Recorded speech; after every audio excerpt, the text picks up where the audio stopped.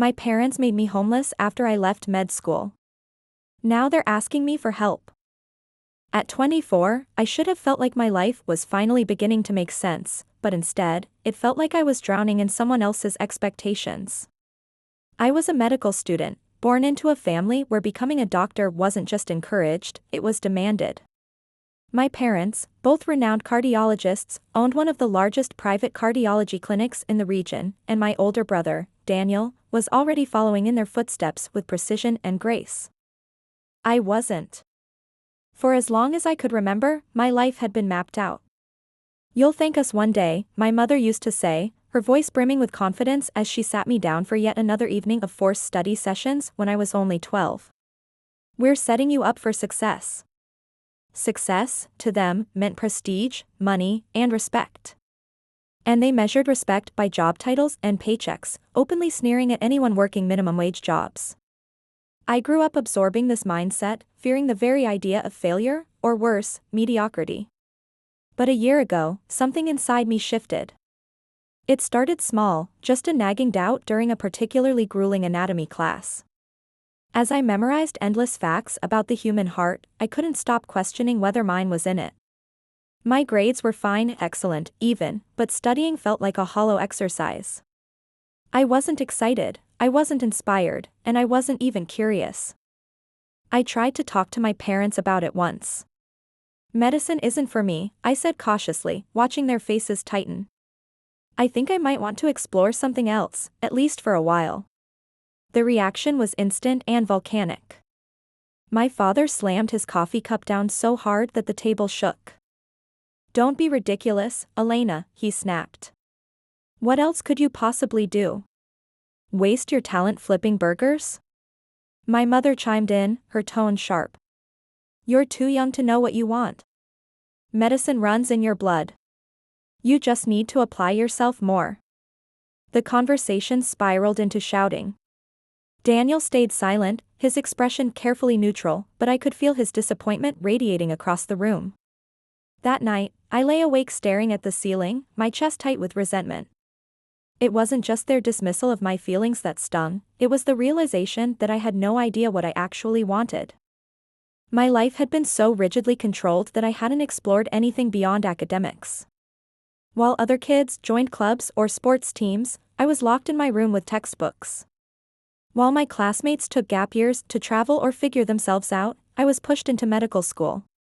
Now, at 24, I felt like a stranger to myself. I gave up trying to convince them after that argument. I told myself it was easier to go along with their plan, to fake it until I made it. But deep down, I knew I was lying to myself. Over the next few months, I began experimenting. I signed up for pottery classes, dabbled in photography, even tried my hand at coding. Each new activity brought a flicker of excitement, but none felt like something I could build a future on. Then, one day, everything changed. It was a chance encounter, a flyer pinned to a campus bulletin board. "Volunteers needed, animal shelter," it read. I didn't think much of it at first, but something about the simplicity of the ad stuck with me. The following week, I skipped a lecture and showed up at the shelter. From the moment I walked in, I felt a warmth I hadn't experienced in years. The shelter was chaotic but welcoming, filled with the sounds of barking dogs and the soft purring of cats. The staff greeted me with smiles, and the animals? They seemed to sense my uncertainty, meeting it with unconditional affection. I started small, cleaning cages and replenishing food bowls. But as the weeks went by, I found myself drawn deeper into the work. I learned to bathe and groom the dogs, soothe the frightened cats, and assist with adoptions. It was exhausting, messy, and far from glamorous, and I loved every second of it. For the first time, I felt like I was making a real difference. Not the kind my parents always talked about, saving lives in sterile operating rooms, but a quieter, more personal kind of impact. I didn't tell my parents, of course. As far as they knew, I was attending workshops and shadowing doctors. The guilt of lying gnawed at me, but the thought of another shouting match kept me quiet. Months passed, and my connection to the shelter deepened. I began staying late, taking on more responsibilities. I even started researching ways to improve animal care and looking into businesses focused on pet services. A faint, fragile idea was forming in my mind, though I wasn't ready to admit it, not even to myself. The shelter became my sanctuary, a place where I could breathe freely. But every time I returned home, the weight of my double life bore down on me. My parents continued to discuss our clinic as if my future there was inevitable. "Elena," my father said one evening, "Dr. Patel has been asking about you. He's eager to mentor you once you're ready to join the practice." I forced a smile, my stomach twisting. That's great. Inside, I felt like a coward. I knew I couldn't keep lying forever. Sooner or later, I would have to tell them the truth, that I didn't want to be a doctor, that I wanted a completely different life. The thought terrified me. They would be furious, disappointed. They might even cut me off financially. But the alternative, spending my life in a career I hated, felt unbearable. One evening, after a particularly long day at the shelter, I sat in my car and stared at my reflection in the rearview mirror. I barely recognized the person looking back. I thought about the animals I'd cared for, the joy I felt when they found loving homes. I thought about the warmth of the shelter, the sense of purpose it gave me. Then I thought about the clinic, its cold, sterile hallways, and the suffocating expectations that came with them. For the first time in my life, I allowed myself to imagine a future of my own making. A future where I wasn't living for my parents, but for myself. But how could I tell them? How could I make them see that my happiness mattered, that it wasn't a betrayal of their sacrifices? I gripped the steering wheel, my mind racing. Maybe I could write them a letter. Or sit them down and calmly explain. Maybe Daniel would understand and help mediate. Or maybe it would all go horribly wrong. I didn't have the answers yet, but I knew one thing for certain: I couldn't keep living this lie. Sooner or later, I would have to take the leap and trust that I could land on my own 2 feet. For now, though, I wasn't ready. Not yet. The weeks that followed were a blur of anxiety and determination. Each day felt like a balancing act, juggling the facade of my medical student life with the growing fulfillment I found at the animal shelter. I knew my time was running out, I couldn't live this double life forever. But every time I imagined confronting my parents, my courage faltered. The pressure from home didn't ease. My mother had taken to casually slipping into conversations about future plans for the clinic. "We've been thinking of expanding the cardiology wing," she mentioned one evening over dinner. "By the time you're ready to join, Elena, it'll be state of the art." I nodded, swallowing the lump in my throat. "That sounds great," I murmured, the lie burning on my tongue. My father chimed in, his tone laced with pride. "Imagine the 3 of us, well, 4, with Daniel, all working together. People will know the Ramirez name across the country." Daniel glanced at me briefly, his expression unreadable. He'd been quiet lately, as though sensing something was off, but he never said a word. At the shelter, I found solace. I immersed myself in the work, staying longer hours and taking on more responsibilities. I learned to handle even the most skittish animals, and the staff began trusting me with more delicate tasks. There was something deeply rewarding about the tangible difference I was making, even if it was in small ways. One day, as I was grooming an anxious golden retriever named Luna, one of the senior volunteers, Clara, approached me. "You've got a real knack for this," she said, watching me gently soothe the trembling dog. I smiled faintly. "Thanks. It's different from what I'm used to." Clara raised an eyebrow. "What are you used to?" I hesitated, unsure of how much to reveal. "I'm a medical student," I said eventually, my voice soft. Her eyes widened slightly. "And you're here. That's not the usual path." I shrugged, trying to downplay the enormity of what I was feeling. "I just really like being here. It makes sense in a way medicine doesn't." Clara didn't push, but her thoughtful expression lingered with me long after the conversation ended. Back home, the tension in the air was palpable. My parents were growing increasingly suspicious of my frequent absences. One evening, as I sat in my room pretending to review notes, my mother knocked sharply on the door and walked in without waiting for an invitation. Elena, we need to talk. Her tone was clipped, and I braced myself.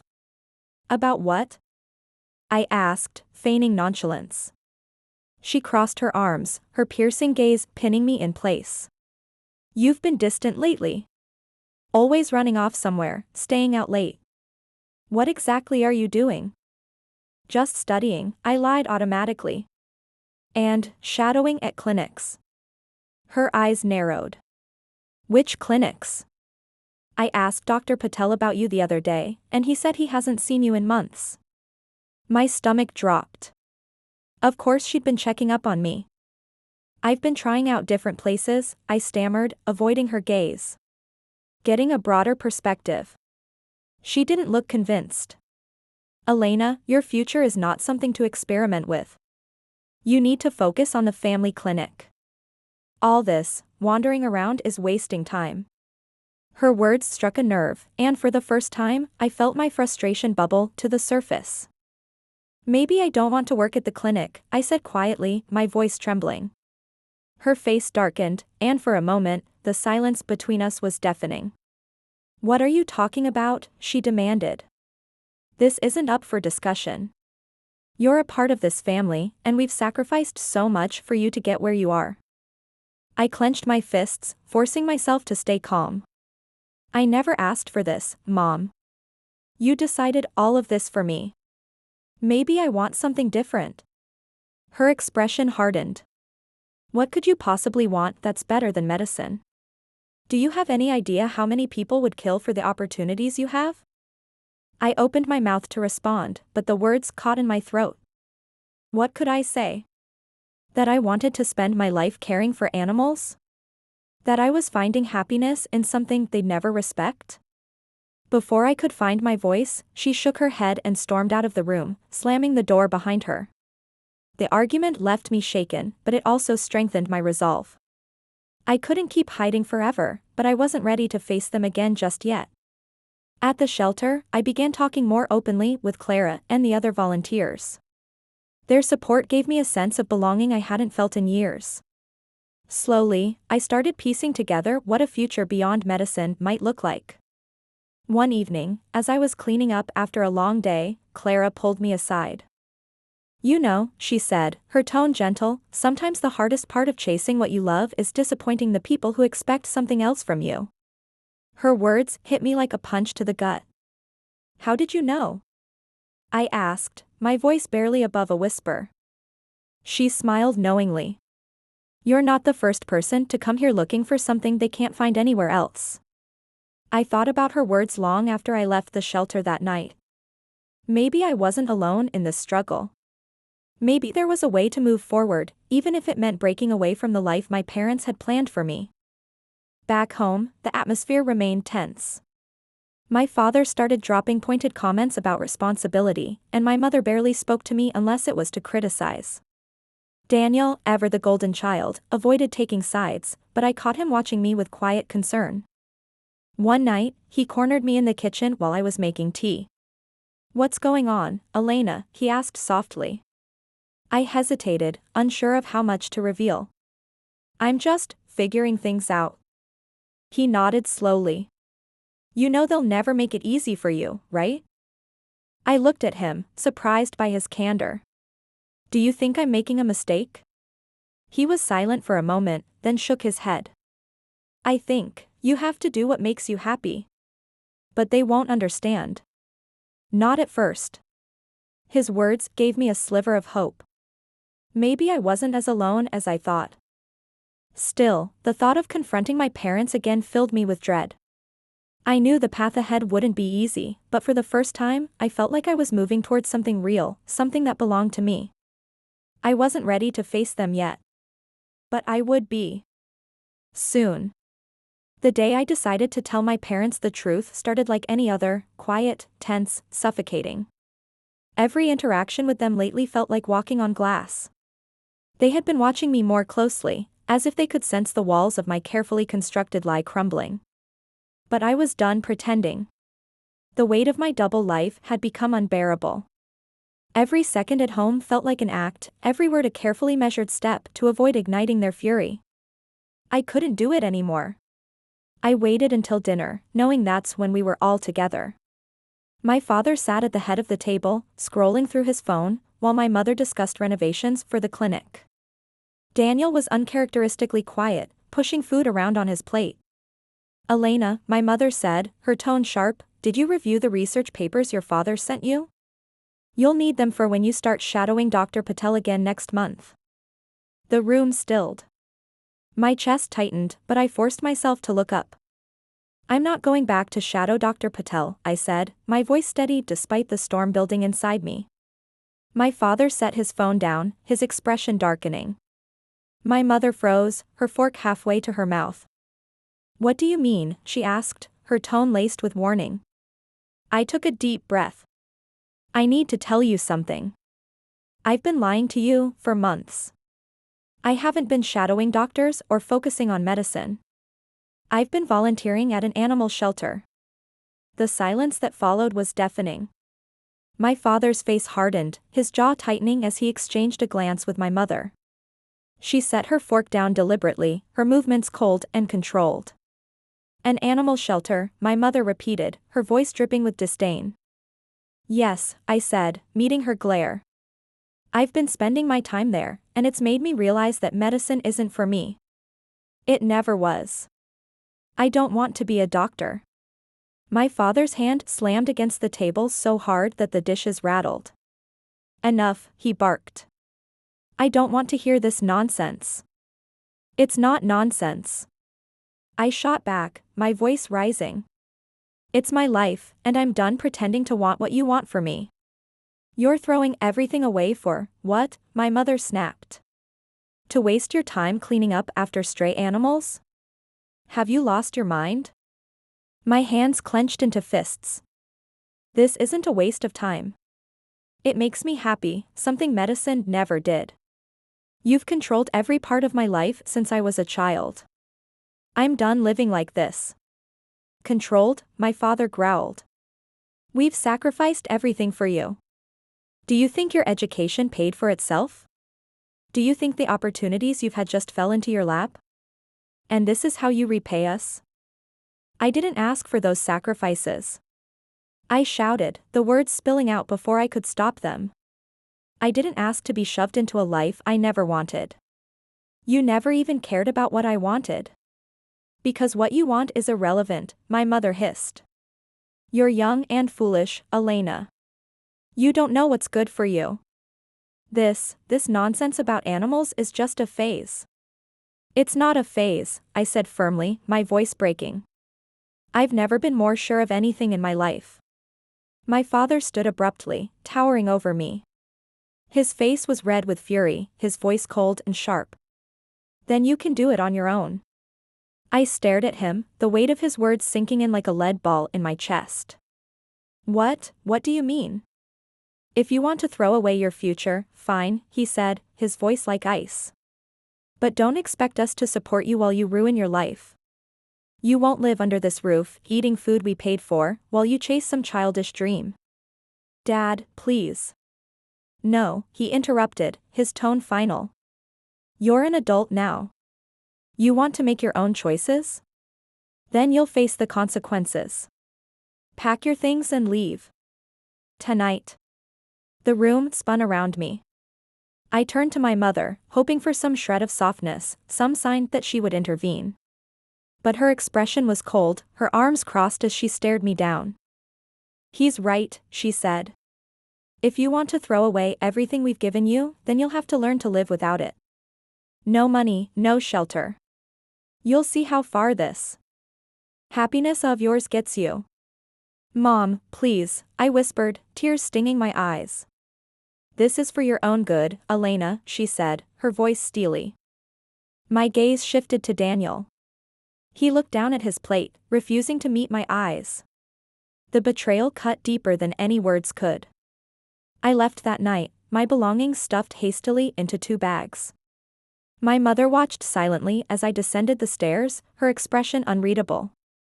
My father didn't even say goodbye. I paused in the doorway, hoping, praying, that someone would stop me.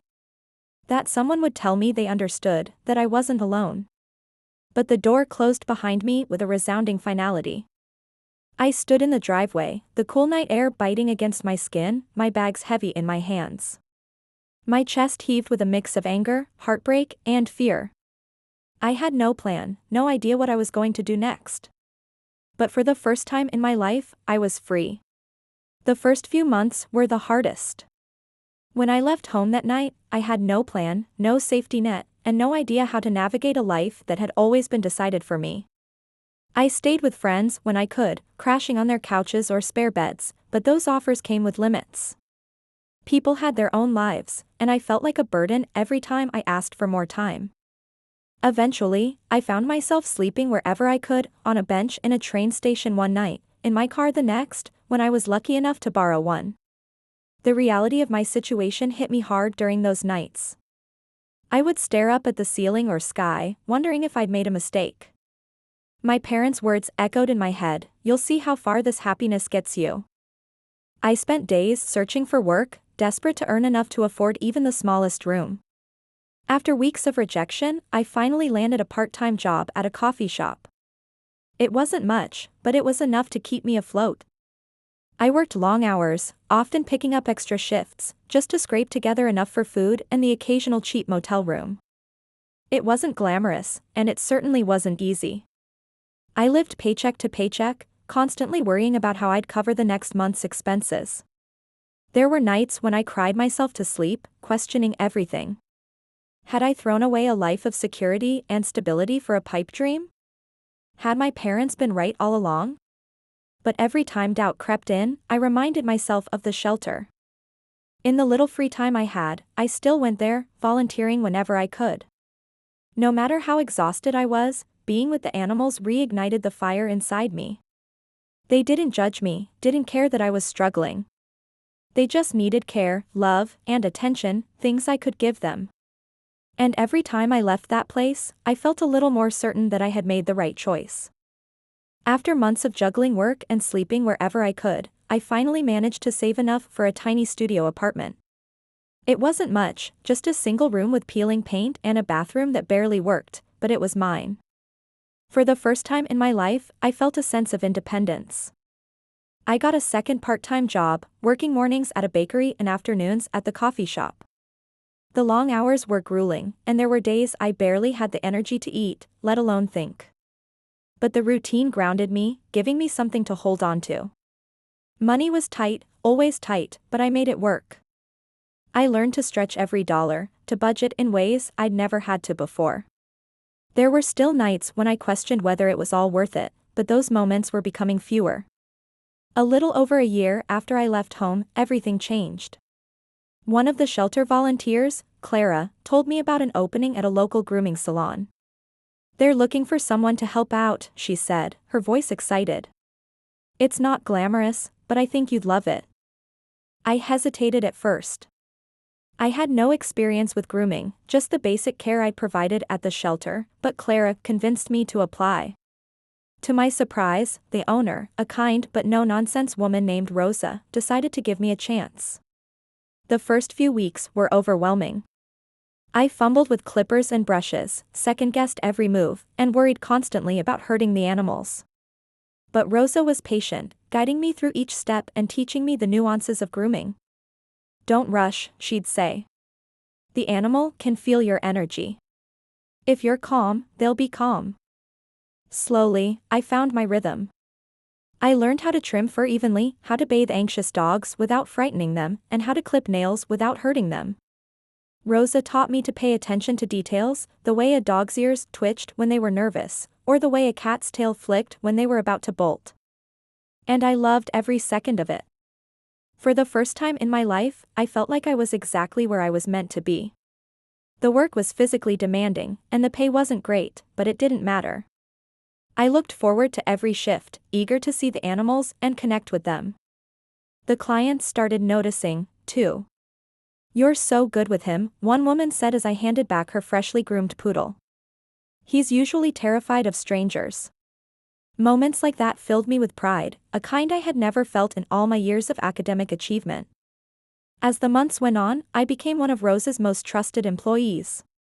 She gave me more responsibilities, and I started to see the business from the inside out.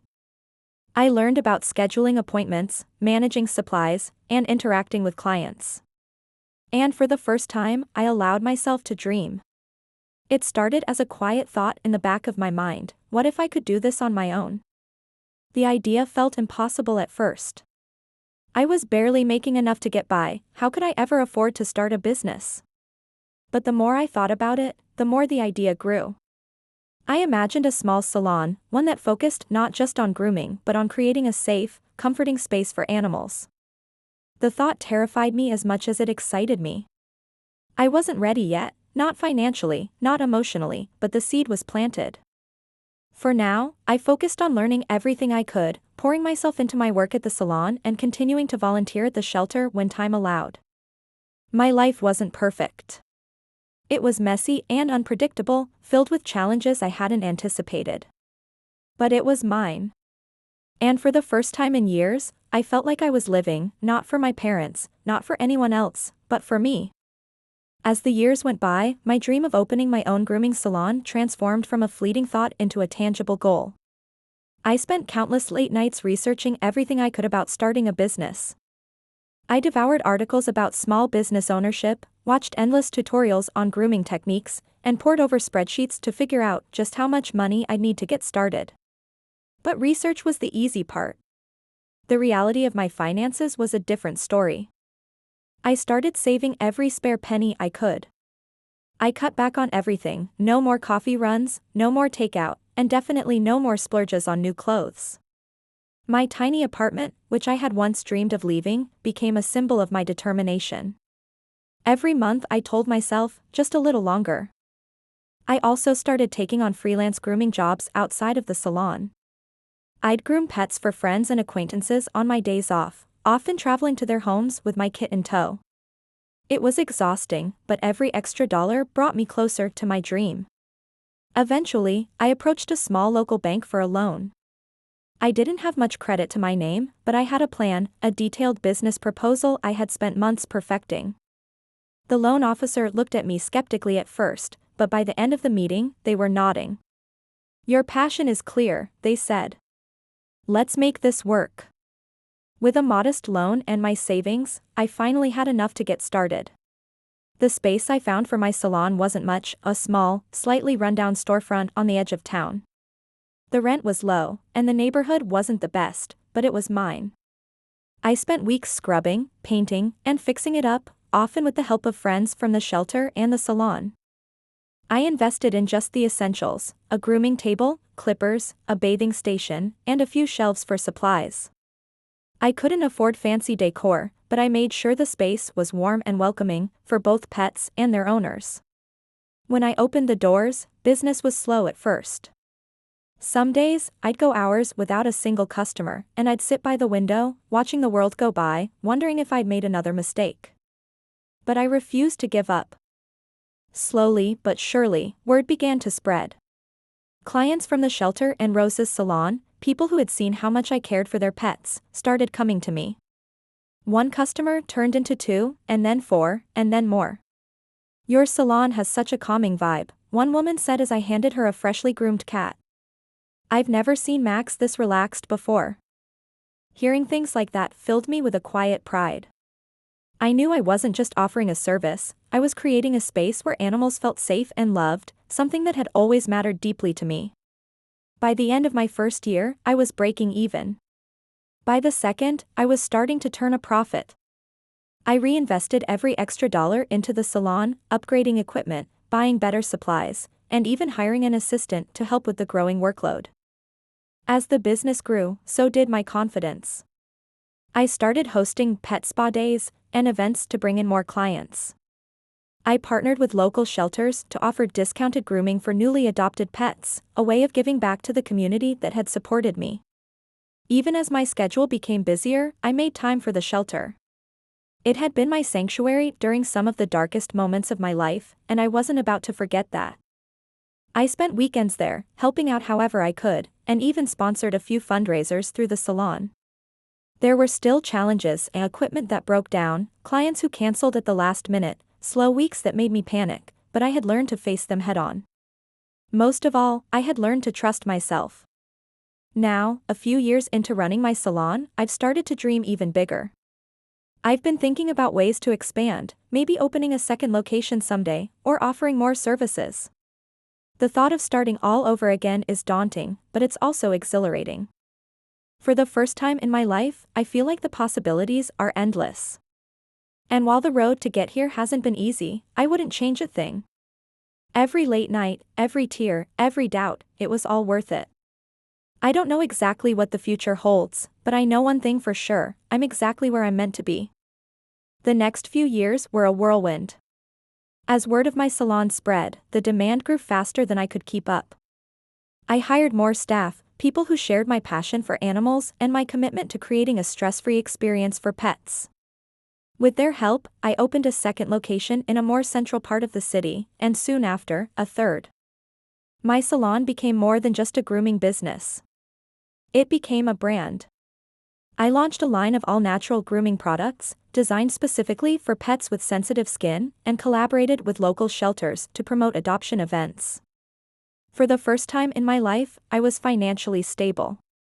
I didn't have to check my bank account before every purchase or worry about unexpected expenses. And after years of saving and dreaming, I finally bought my own home, a beautiful, modest house with a big backyard for future rescues. It wasn't just a house, it was a symbol of how far I'd come. I hadn't spoken to my parents in almost 10 years. In all that time, I hadn't once picked up the phone to call them, and they hadn't reached out to me either. So when my mother's name appeared on my phone one evening, I stared at it for a long time before answering. Hello? My voice was guarded, unsure of what to expect. It's me, she said. Her tone was hesitant, almost soft, a far cry from the commanding voice I remembered. How are you? I'm fine, I said, keeping my tone neutral. How are you? There was a pause, and then she launched into small talk, how she'd heard about my success, how she was proud of what I'd accomplished, and how she regretted the years we'd spent apart. It was surreal hearing her say those words, and part of me wanted to believe she meant them. But then she got to the real reason for her call. Your father made a mistake, she began, her voice trembling. A few years ago, he misdiagnosed a high-profile patient. It was catastrophic. We were sued for malpractice, and the settlement was, she paused, taking a deep breath. It wiped out almost everything we had. I didn't say anything, but my chest tightened. After that, we lost a lot of patients, she continued. People stopped trusting us. The clinic is barely holding on, and your brother, well, he had to take a job at a smaller practice just to get by. And? I said, my tone colder than I intended. And we need your help, she said, finally. You're doing so well now. We thought, your father and I thought, that maybe you could help us get back on our feet. I felt like the air had been sucked out of the room.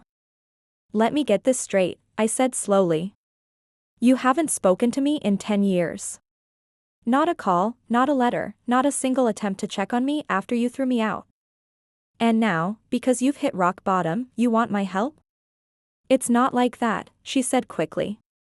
We've always cared about you. No, you didn't, I interrupted, my voice shaking. You cared about controlling me. About shaping me into something that fit your perfect image of a family. And when I chose my own path, you decided I wasn't worth your time. Sweetheart, please, she said, her voice desperate now. We were wrong. We see that now. But your father, he's not well, and we just need a little help to get back on track. I can't do that, I said firmly. Why not, she asked, her tone shifting to something sharper, more familiar. After everything we've given you. You didn't give me anything, I snapped. You controlled me. You pushed me into a life I didn't want, and when I finally stood up for myself, you cut me off. Everything I have now, I built on my own, without a single ounce of help from you. There was silence on the other end of the line. I'm sorry for what you're going through, I said finally, my voice steady. But I can't help you. I won't. You'll regret this, she said, her tone cold now. Maybe, I said. But at least this time, the regret will be mine, not yours. I hung up before she could say another word. The conversation left me shaken, but as the days went by, I found myself feeling lighter. For years, a part of me had been waiting for their approval, their recognition. But now, I realized I didn't need it. I had built a life I was proud of, a life that was entirely my own. And while my parents' call had stirred up old wounds, it had also reaffirmed something important. I had made the right choice all those years ago. My future was mine to shape, and I wasn't going to let anyone take that away from me.